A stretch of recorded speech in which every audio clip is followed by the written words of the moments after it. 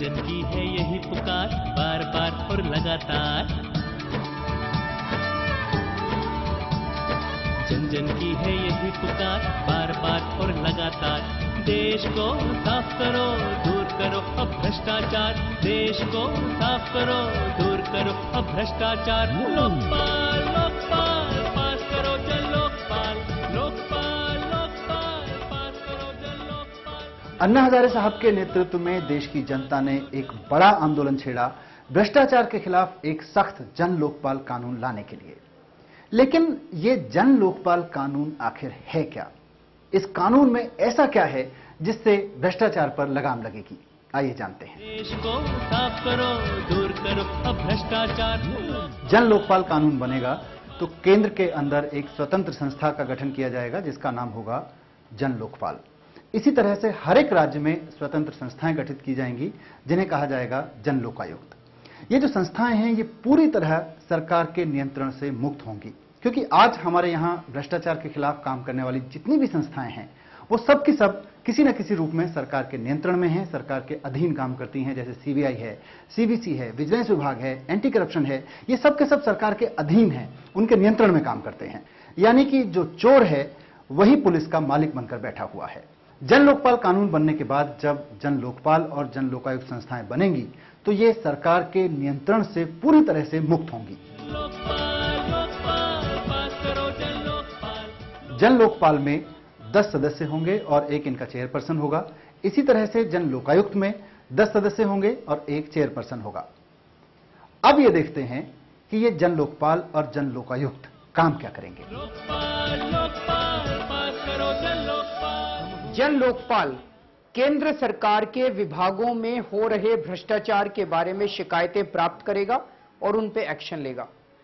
जन लोकायुक्त उस राज्य के सरकारी विभागों के बारे में भ्रष्टाचार की शिकायतें लेगा और उनके ऊपर कार्रवाई करेगा। देश को बनाने में एक दूसरे के साथ चले। देश भर में पंचायत से लेके प्रधानमंत्री कार्यालय तक हर जगह हम भ्रष्टाचार देखते हैं। मिड डे मील में भ्रष्टाचार है, नरेगा में भ्रष्टाचार है, राशन में भ्रष्टाचार है, सड़क के बनने में भ्रष्टाचार है, उधर 2G स्पेक्ट्रम का भ्रष्टाचार है, कॉमनवेल्थ खेलों में भ्रष्टाचार है, आदर्श स्कैम है, मंत्रियों का भ्रष्टाचार है और यहां पे सरपंच का भ्रष्टाचार है।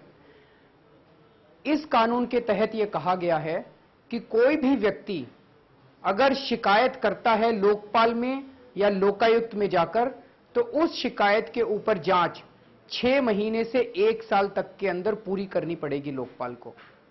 अगर शिकायत की जांच करने के लिए लोकपाल के पास कर्मचारियों की कमी है तो लोकपाल को यह छूट दी गई है कि वो जांच 1 साल में पूरी करने के लिए अगर उसे ज्यादा कर्मचारियों की जरूरत है तो वो ज्यादा कर्मचारियों को लगा सकता है, लेकिन जांच को 1 साल के अंदर उसे पूरा करना पड़ेगा। मेरा देश मेरी जान, मेरी शान, मेरी आन। तो जांच के बाद लोकपाल 2 तरह की कार्रवाई करेगा।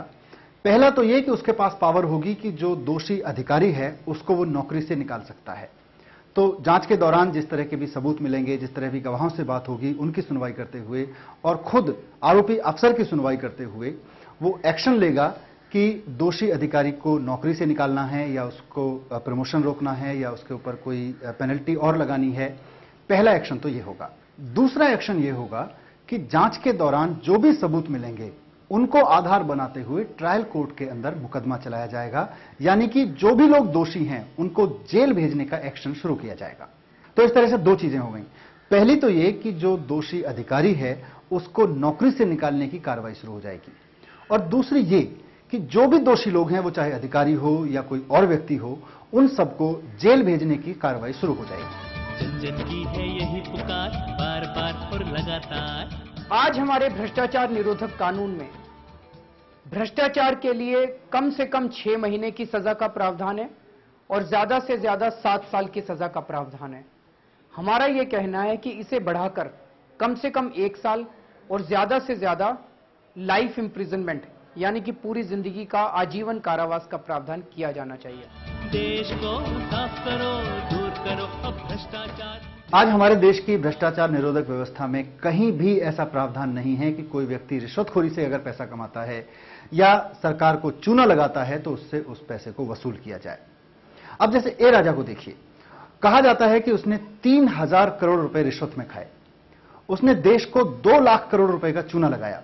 क्या यह पैसा उससे वसूला जाएगा? नहीं।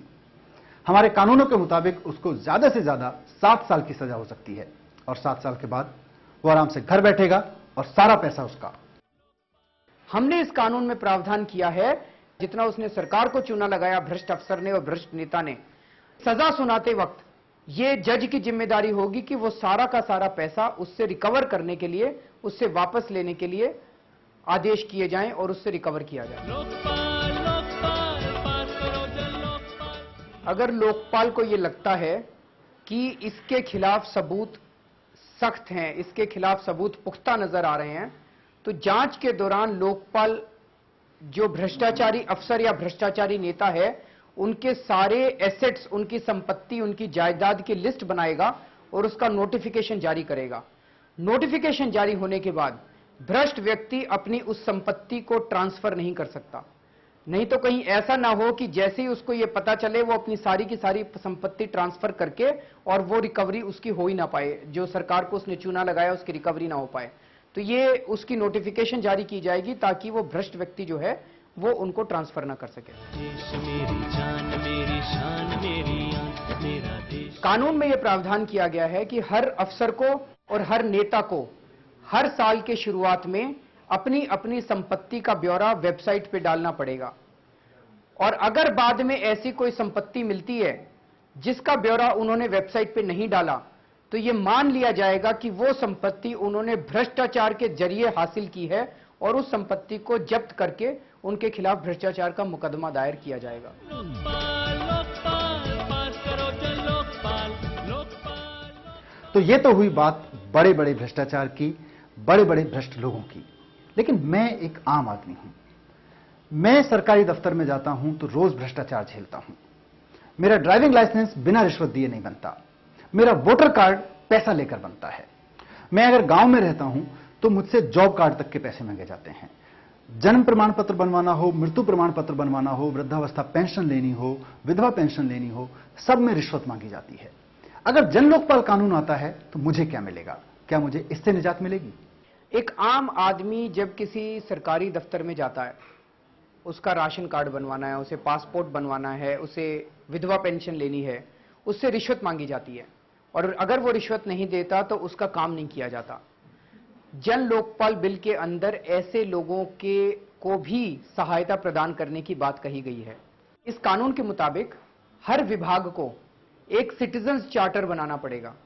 उस सिटीजन्स चार्टर में यह लिखना पड़ेगा कि वो विभाग वो वाला काम कितने दिन में करेंगे, कौन ऑफिसर करेगा, राशन कार्ड कौन ऑफिसर बनाएगा, कितने दिन में बनाएगा, विधवा पेंशन कौन ऑफिसर बनाएगा, कितने दिन में बनाएगा। इसकी लिस्ट हर विभाग को जारी करनी पड़ेगी।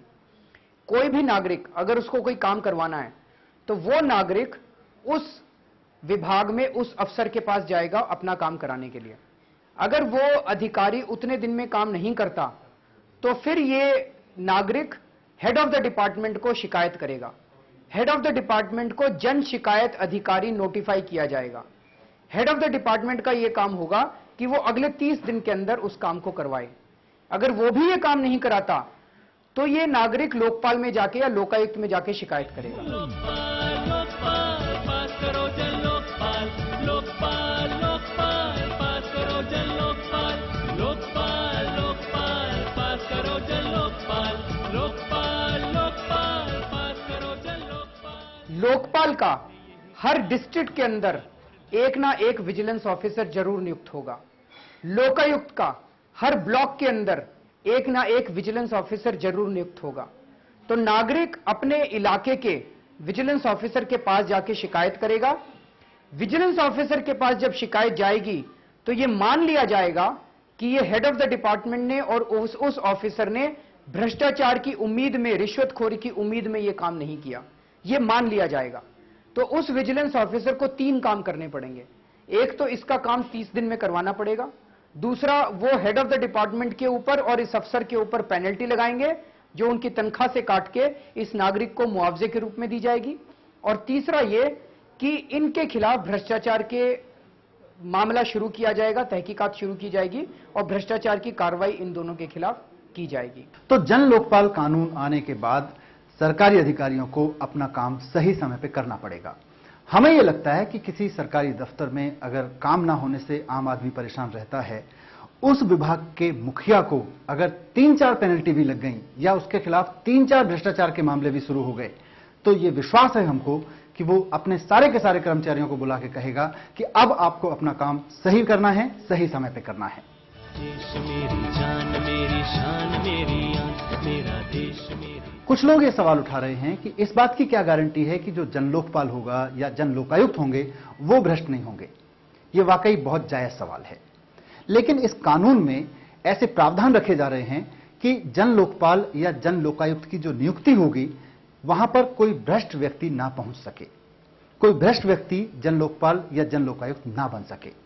इसके लिए जो प्रक्रिया रखी गई है कानून में वो बहुत ही पारदर्शी और जन भागीदारी वाली रखी गई है।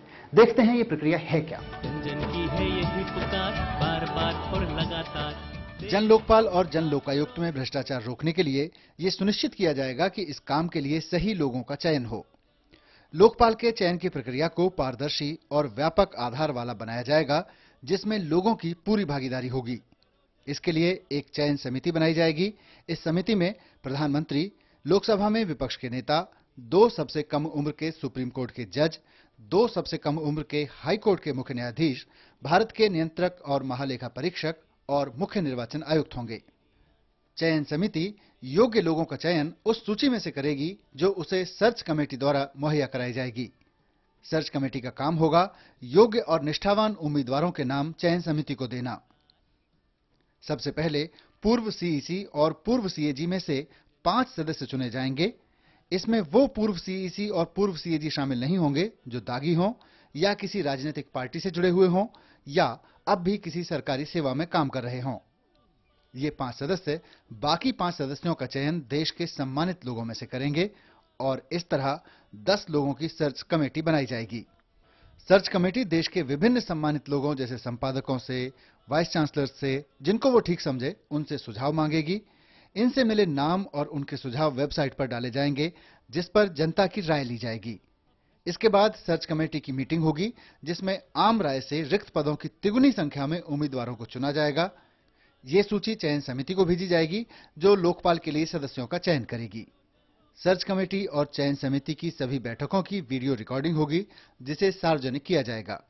इसके बाद जन लोकपाल और जन लोकायुक्त अपने कार्यालय के अधिकारियों का चयन करेंगे और उनकी नियुक्ति करेंगे। मेरा देश मेरी जान मेरी शान मेरी आन। हमने देखा कि लोकपाल के चयन को पूरी तरह से पारदर्शी और जनता की भागीदारी से किया जा रहा है। अगर लोकपाल भ्रष्ट हो जाता है तो उसको निकालने की कार्रवाई भी बहुत सिंपल है। कोई भी नागरिक सुप्रीम कोर्ट में शिकायत करेगा, सुप्रीम कोर्ट को हर शिकायत को सुनना पड़ेगा। पहली सुनवाई में अगर सुप्रीम कोर्ट को लगता है कि पहली नजर में मामला बनता है तो सुप्रीम कोर्ट एक जांच बिठाएगा। 3 महीने में जांच पूरी होनी होगी और अगर जांच में कुछ सबूत मिलते हैं तो सुप्रीम कोर्ट उस मेंबर को निकालने के लिए राष्ट्रपति को लिखेगा और राष्ट्रपति को उस मेंबर को या चेयरमैन को निकालना पड़ेगा। लोकपाल लोकपाल पास करो जन लोकपाल। अगर लोकपाल या लोकायुक्त के किसी स्टाफ के खिलाफ कोई भ्रष्टाचार की शिकायत आती है तो उस शिकायत को लोकपाल में किया जाएगा और उसके ऊपर 1 महीने में जांच पूरी होगी। और अगर जांच के दौरान उस स्टाफ मेंबर के खिलाफ अगर कोई सबूत मिलता